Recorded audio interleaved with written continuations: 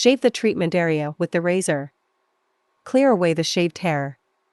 Apply a generous layer of gel to the treatment area. Provide goggles for the client. Parameter setting. Select super hair removal. Recommended pulse, 3 ms. Recommended frequency, 3 Hz. Recommended energy, 20 J. Recommended cooling intensity, 5. Utilize a stamping technique to cover the entire area, starting horizontally and then moving vertically. Scrape off the gel using the scraper and wipe away any residue with tissues. Caution. 1. Follow a healthy daily routine post-operation and balance work with rest.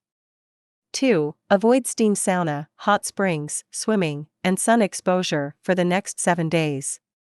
Take one session every 22 to 32 days, complete 6 to 12 sessions in total, and customize the treatment schedule based on the individual's condition. Contraindications. Individuals who are exposed to the blazing sun for quite a long time. People with photosensitive skin and those who are using photosensitizing drugs. Oral isotretinoin users.